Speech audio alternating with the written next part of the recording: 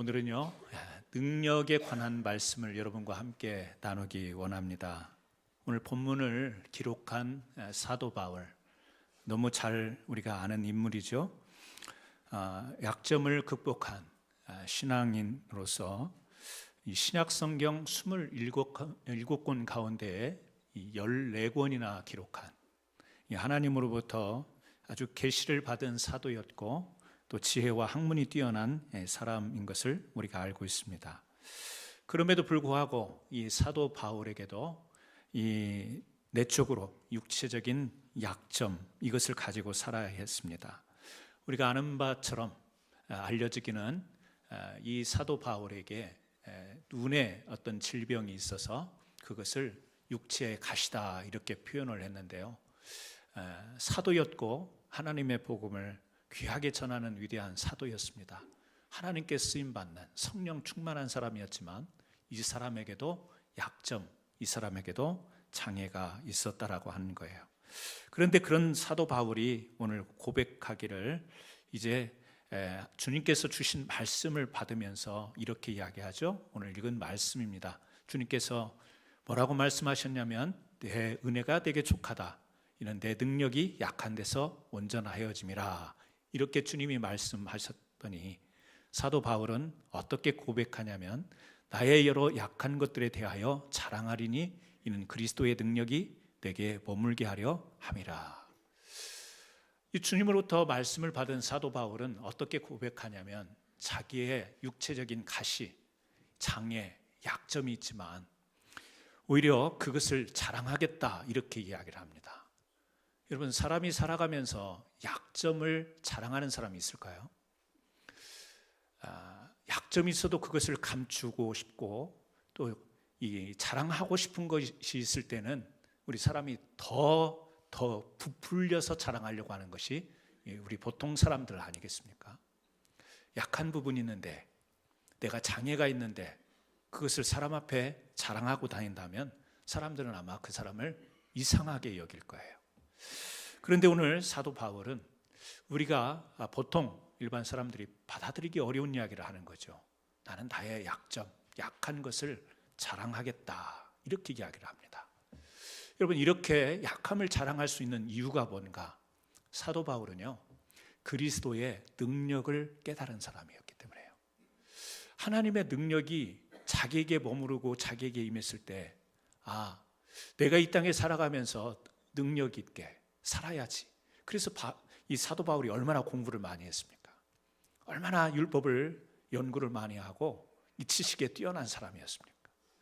아마 이 세상에서 뒤처지는 삶을 살기를 원치 않았을 거예요. 신앙을 가졌더라도 앞서가는 신앙, 앞서가는 열정, 열심을 가지고 이렇게 살아갈 그런 사도 바울이었을 텐데 이제 그가 이야기하는 것이 뭐냐면 나의 약함을 자랑하겠다.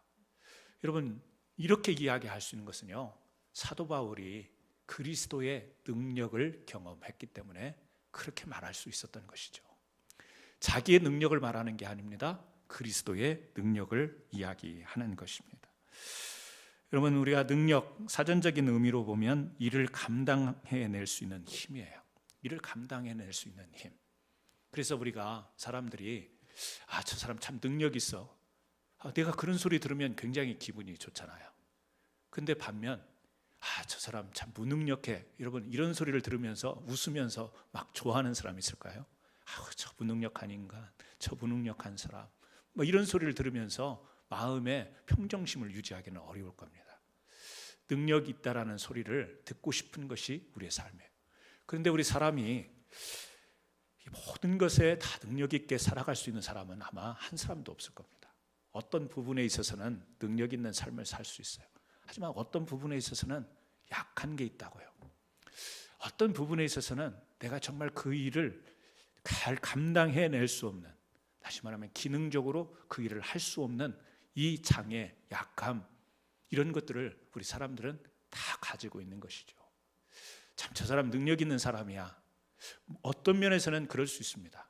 어떤 면에서는 탁월할 수 있습니다. 하지만 그런 사람에게도 숨겨진 장애가 있을 거예요. 그래서 어떤 부분에는 위축이 되고 어떤 부분에서는 드러내고 싶지 않고 어떤 부분에서는 숨고 싶은 그런 것들을 안고 살아가는 것이 우리 사람들이죠. 위대한 이 사도 바울도 그게 있었던 거 아니에요? 연약함, 약점. 그런데 이 약점, 그래서 사람들에게 그 약점을 밝히면 사도 바울 위대한 사람인 줄 알았더니 저 약점 있는 사람이네. 우리에게 복음을 전한다고 하더니 자기 병도 못 고치는 사람이네. 뭐 이런 어떤 주위 사람들로부터 무능력에 대한 평가를 받을 수 있음에도 불구하고 그는 자신 있게 이야기합니다. 어떻게 해요? 나의 약점을 자랑한다. 자신의 육체의 가시를 자랑한다라는 거예요. 왜 그러냐면 자신의 그 약점이 있음에도 불구하고 그리스도의 능력이 더해지면 그 약점에도 불구하고 얼마든지 능력 있는 삶을 감당하는 삶을 살 수 있기 때문에 그렇습니다. 미주 우리 한인 교회 가운데 뇌성마비로 목사 안수를 받은 목사님이 계세요. 이미 한 10여 년이 넘은 것 같습니다. 이 뇌성마비 한 살 때 뇌성마비가 됐는데요. 이분이 목회자가 되었어요. 그래서 지금도 신실하게 목회를 감당하고 있는데 이 장애자이신 이 목사님이 전하는 메시지를 좀 편집해서 좀 잠깐 봤으면 좋겠습니다. 제가 전하는 것보다 그분이 전하는 것을 좀 영상을 통해서 짧지만 한번 같이 들어보셨으면 좋겠습니다. 한번 좀 불 꺼주시고요. 틀어주시면 감사하겠습니다.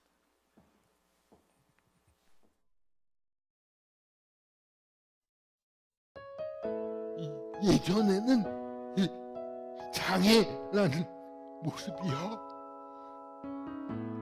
말 그대로 장애였어요. 그러니까 내 인생을 가로막는 장애. 내가 하고 싶어도 못하게 만드는 장애. 이 장애가 그 장애였는데요. 예수님을 만나고 달라진 게 뭐냐면 이 장애에 대한 관점을 바뀌었어요. 말씀해 보니까 하나님은 약한 자를 들어 강한 자를 부끄럽게 하시고, 그렇게 기도하기 시작했어요. 하나님, 내 가장 약한 부분이 이 장애라는 부분인데 하나님, 이 장애를 써주세요. 여러분, 저는 여러분들이 어떤 장애를 갖고 있는지 모르겠어요. 근데 사람은 누구나 다 장애가 있대요. 삶에도 장애가 있대요. 마음에도 장애가 있대요. 우리의 생각에도 장애가 있대요. 여러분, 그 장애를 다른 사람 몰라도 여러분이 가진 장애가 뭔지 알고 계세요. 알고 있잖아요. 그런데 왜 그거 하나님 앞에 못 들고 나오세요? 하나님 앞에 들이셔서 하나님, 내가 가진 이 장애가 있는데 하나님, 나는 묵묵하게 여겨주시고, 하나님, 내가 가진 이 장애를 하나님의 선한 도구로 사용해 주세요. 이런 기도가 있어야 되지 않을까요? 하나님, 나의 삶 가운데, 나의 마음 가운데, 나의 가정 가운데, 나의 생각 가운데 장애가 있습니다. 하나님, 이 장애가 남들은 모르지만 하나님, 나에게 이런 장애가 있습니다. 가정과 관계들 속에 있는 장애들을 하나님 앞에 내려놓습니다. 하나님, 이 장애를 하나님 앞에 드리길 원합니다. 하나님, 그 장애가 이제 더 이상 나에게 장애가 아니라 하나님의 영광을 드러내는 도구로 하나님의 교회와 또 가정을 이롭게 하는 능력의 은사로 사용되게 하여 주옵소서. 하나님, 그 문제들이, 그 장애들이 축복의 통로로 바뀌게 하여 주옵소서.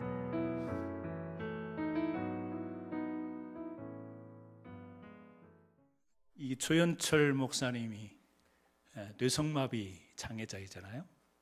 그런데 우리에게 어떤 메시지를 던져줍니까?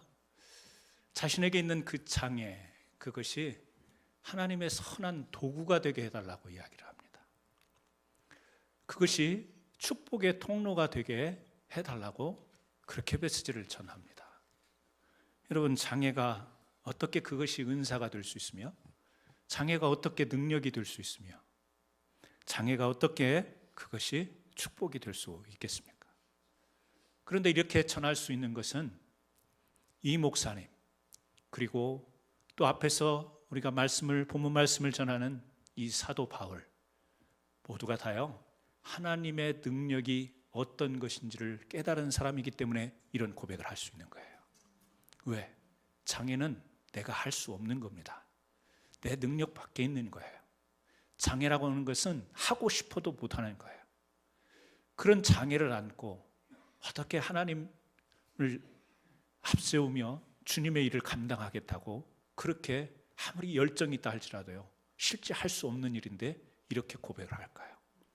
이미 그리스도의 능력이 머물러서 내가 할 수 없지만 그리스도의 능력이 임할 때 내가 어떤 일을 할 수 있는지를 경험하고 깨달은 사람이 할 수 있는 고백이요, 선포인 것을 믿으시기를 바랍니다.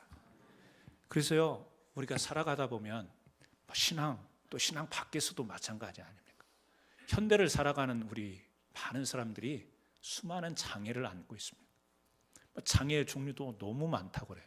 요즘에는 그냥 앞에 무슨 말 붙이면 다 장애가 되는 거예요. 저녁에 잠을 못 자는 수면 장애부터요, 기억 장애, 또 기분, 감정 조절 못해서요, 기분 장애. 뭐 의학적으로 그런 설명을 하지 않더라도 뭔가 내 마음대로 내가 무슨 일을 하기 어려운 상황에 처해져 있는 나의 신체적, 정신적, 또 심리적 이런 상황 가운데 있는 장애들, 우리가 그런 다 장애들을 가지고 있어요. 그래서 우리가 그런 장애들, 그런 약점들, 그런 약한 것을 가지고 있을 때 사람은 뒷걸음질 치게 되어 있습니다. 나서지를 못하는 거예요. 적극적이지 못합니다. 열정적이지를 못해요. 그래서 자꾸 피합니다. 안 하려고 하는 거예요. 그래서 이 안에 자신의 마음 속에서는요, 자꾸 침울한 생각이 드는 겁니다. 침체된 마음이 자기를 다스리는 거예요. 그런데 오늘 성경을 통해서 우리가 발견하는 것은 뭐냐면 정반대되는 메시지를 우리에게 전하지 않습니까? 뭐예요? 약한 것, 약점, 장애, 그것을 자랑할 수 있다. 왜냐하면 그것은 바로 그리스도의 능력이 내게 머무를 수 있는 조건이 될 수 있다는 것을 우리에게 전합니다. 여러분, 우리 출애굽기에 보게 되면요, 4장부터 쭉 읽어보면 하나님이 모세를 부르는 장면이 나와요. 8번이나 모세를 불렀다가 이 모세가 자꾸 그 하나님의 부르신 가운데 못하겠노라고 그렇게 8번 반복되는 내용이 나오는 것을 볼 수가 있어요. 우리가 잘 아는 것처럼 첫 번째는요, 모세가 하나님의 부르심에 이렇게 대답합니다. 내가 누구이기에? 내가 누구이기에? 하나님은요, 이스라엘 백성을 이제 인도하는 지도자로 세우려고 모세를 불렀을 때 모세가 하는 말이 뭐냐면 내가 누구이기에. 또 두 번째 보니까요, 이번에는 하나님이 누구시고 한데 이런 질문을 해요. 내가 누구며 하나님이 누구신데 나를 이스라엘 백성의 지도자로 삼겠는가? 하나는 자신의 무능력 때문에 하나님 앞에 나는 못하겠노라고 이야기를 합니다. 그때 하나님께서 모세야, 모세야, 내가 너의 특별한 자질을 안다, 너에게 숨겨진 능력을 안다, 이렇게 말씀하시지 않습니다. 그냥 어떤 말씀을 모세에게 주냐면 내가 너와 함께 하겠다, 이런 말씀을 주시는 거예요. 모세의 연약함을 하나님이 아시는 거예요. 하나님께서 알고 부르시는 거예요. 그래서 너의 무능력을 능력 있는 자로 내가 바꾸세요. 그리고 당신을 어떻게 소개해요? 스스로 있는 자다, 이렇게 소개합니다. 하나님께서 개념 안에 갇혀 계실 수 없는 아주 이 무한히 광대하고 무한히 심오하신 이 하나님, 그래서 그 부르심 앞에 모세가 나오도록 합니다. 그랬더니 모세가 이제는 백성들이 이제 자신을 믿지 않을 거라고 그렇게 하나님 앞에 항변을 합니다. 그래서 하나님께서 기적을 보이시잖아요. 뱀 꼬리를 잡으라 그랬더니 문둥병이 들어요. 그리고 가슴에다가 손을 넣어라 그랬더니 또 문둥병이 손을 빼었더니 치유되는 이 기적을 통하여서, 그럼에도 불구하고 모세는 여전히 나는 입이 뻣뻣하고 혀가 둔한 자입니다.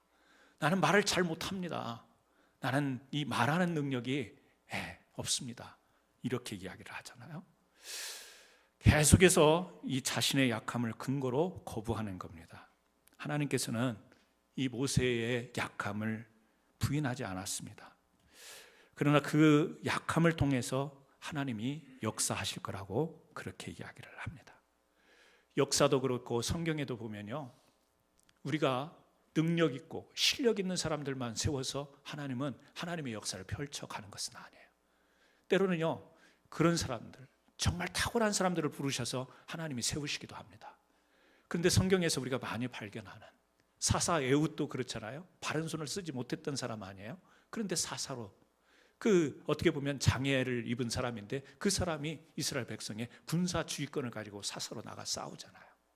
성경에 보면 아주 약한 점, 약점을 가진 사람들을 하나님은 쓰시는 걸 볼 수 있습니다.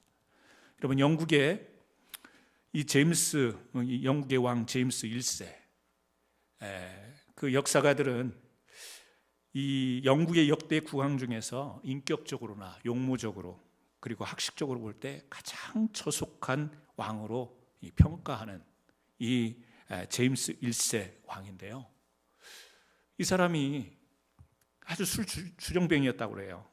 또 호색과 방탕으로 국가를 탕진한 왕으로 그렇게 알려져 있습니다. 왕으로서 존경받을 만한 요소가 별로 없었던 왕이라고 평가가 되고 있어요. 그런데 하나님이 이 사람을 통해서 어떻게 사용하시죠? 사실은요, 원래 의도는 그건 아니었어요. 왕실과 그리고 또 사제와 귀족들과 그 특별층을 위해서 이 성경 말씀을 새롭게 마련하려고 했던 의도였는데, 그 의도와는 달리 널리 일반적으로 모든 사람에게 이 하나님의 영감이 느껴질 수 있는 이 성경 편찬, 그래서 나온 게 흠정역, 킹 제임스 버전, 제임스 왕의 버전, 우리가 흠정역이라고 하잖아요. 킹 제임스 버전이 이 제임스 왕 1세에 의해서 성경 학자들 한 50여 명이 모여서 만든 편집한 성경이 킹 제임스 버전 아니겠어요? 그래서 굉장히 우리 권위 있는 성경으로 그렇게 인정을 하고, 너무 또 그 킹 제임스 버전을 주장하는 분들은 너무 우월감에 빠져 있긴 하지만 우리가 다 인정할 수 있는 그런 성경 번역본 아니겠어요? 그런데 그것을 주도한 사람이 누구냐?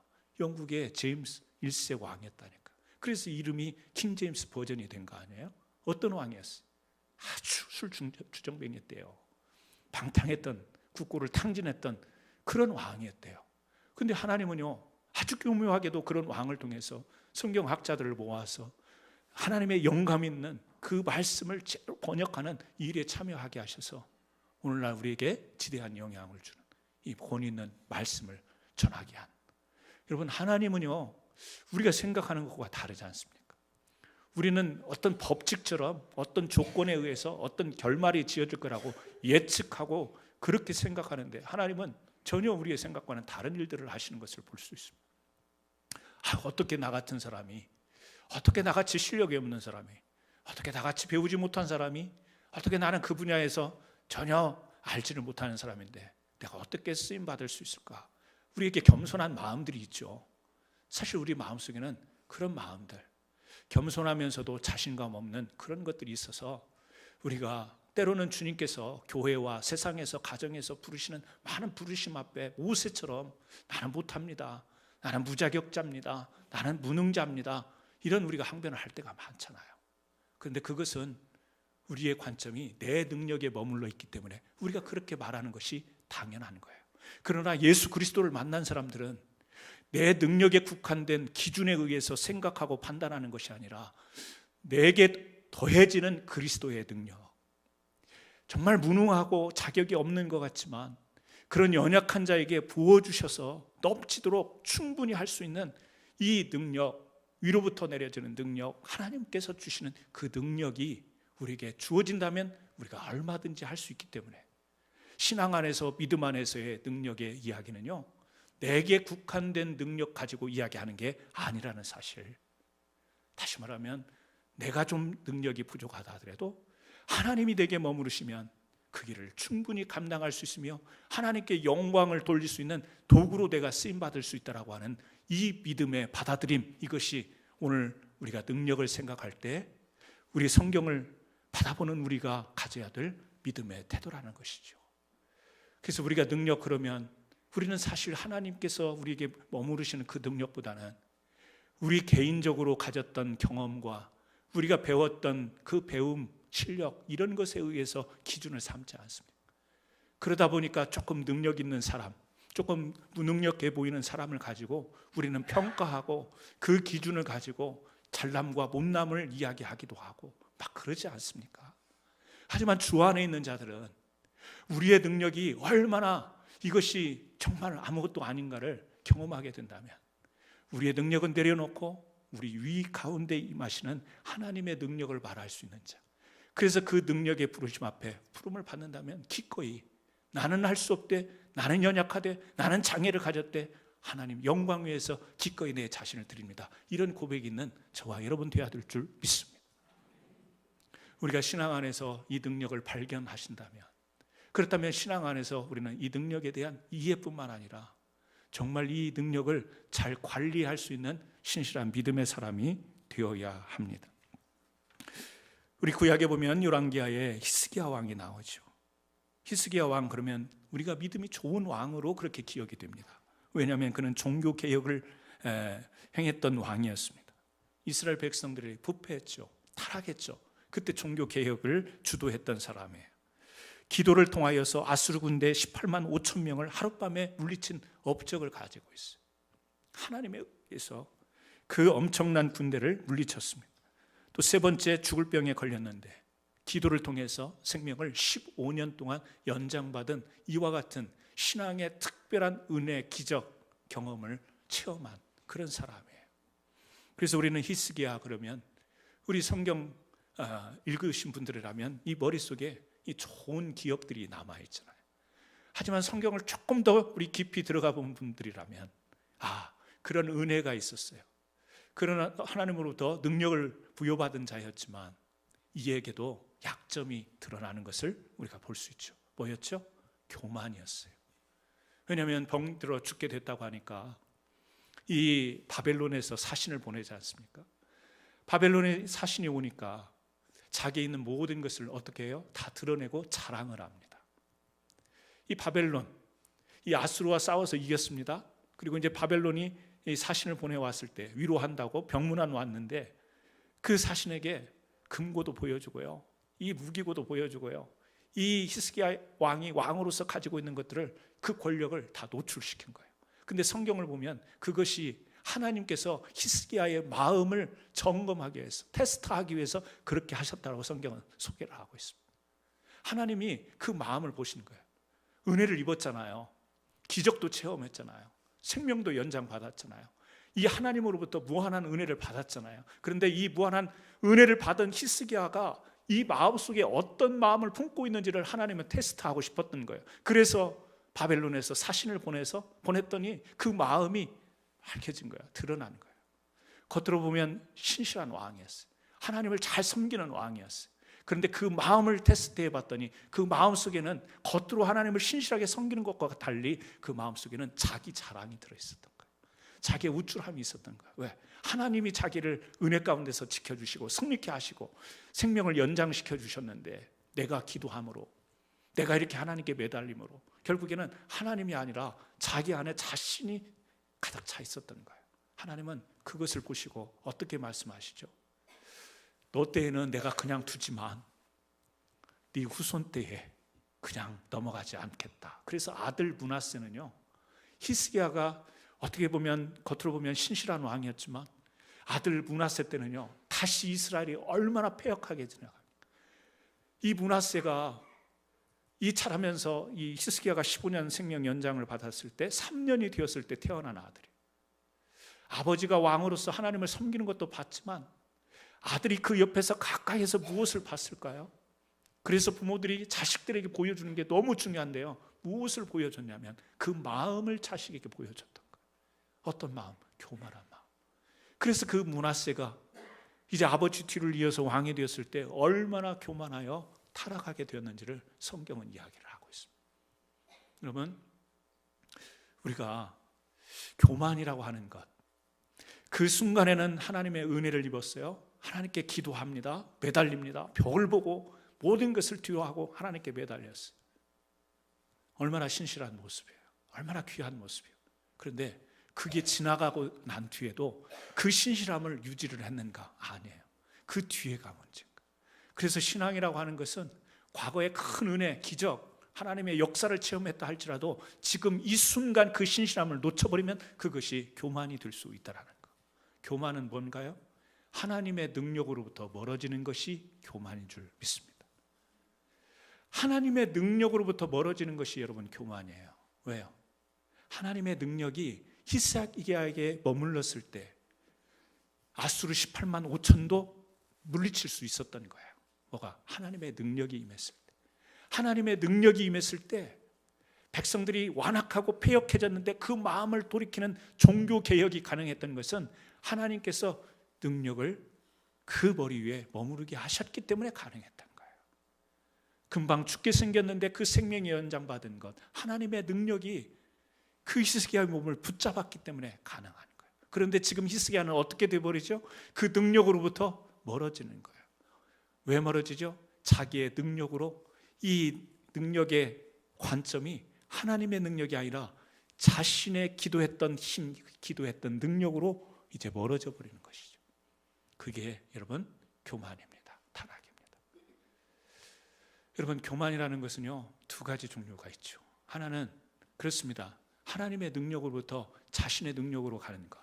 또 하나는 자신의 능력 없음을 보고 하나님의 능력을 구하지 않고 침체 상태에 자기를 방치해버린 것. 이것도 교만이에요.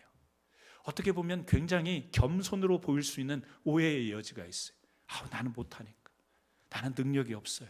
나는 못합니다.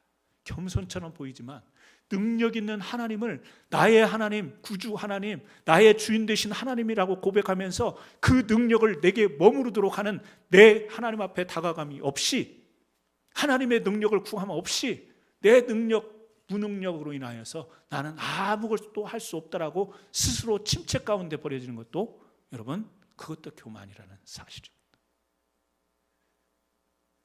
반면 여러분, 우리가 아무리 능력이 있어도요 하나님이 허락지 아니하시면 그 능력이 아주 물거품이 되는 것들을 경험하지 않습니다.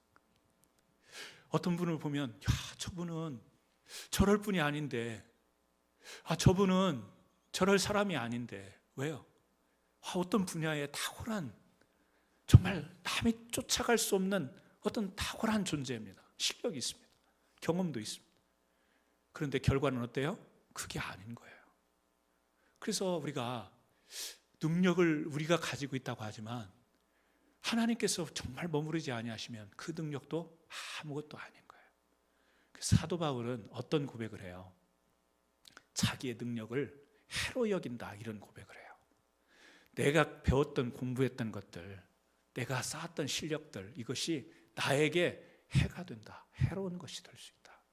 그러면서 반면 뭐라고 이야기해요? 나의 약한 것이 강함되고 나의 약한 것을 나는 자랑할 수 있다. 왜? 하나님의 능력이 머무르면 나는 못하지만 하나님이 그 일을 하시게 할 거니까. 그래서 여러분, 우리가 신앙생활을 한 가운데 하나님의 능력으로부터 멀어지는 것이 교만이라는 사실을 기억해야 되고요. 내가 아무리 내 스스로 가지고 있는 이 능력이 있다 할지라도 하나님의 능력 앞으로 다가가지 못하면 그것은 겸손한 능력이 되지 못하는 것이에요.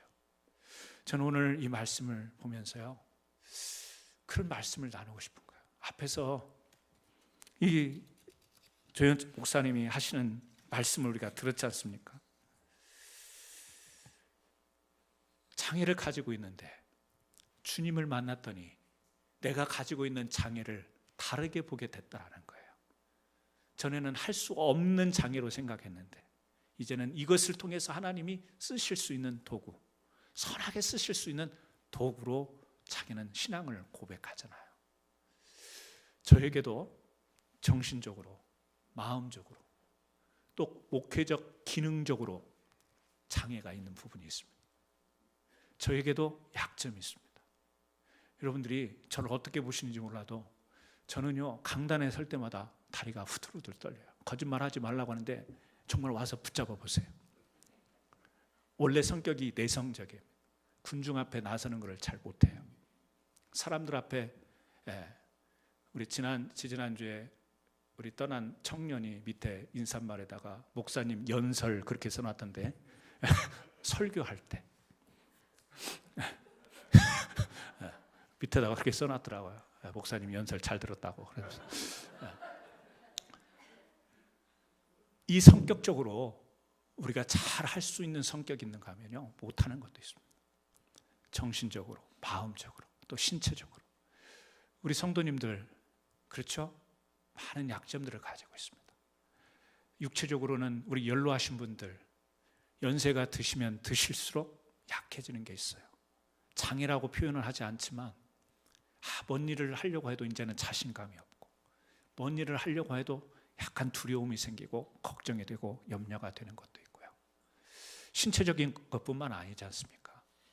우리가 살아가면서 오늘 또 신실하신 하나님 앞에 거룩한 예배를 드리면서 정말 하나님의 평안이 임하기를 원하지만 오늘 우리가 여러 가지 약한 것들을 가지고 있어요.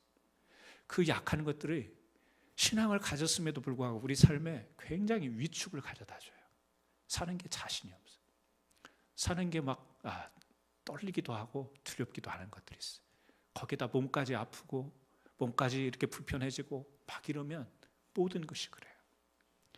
그러나 오늘 이 말씀으로 우리가 새 힘을 얻었으면 좋겠습니다. 그죠? 약해요. 그래요.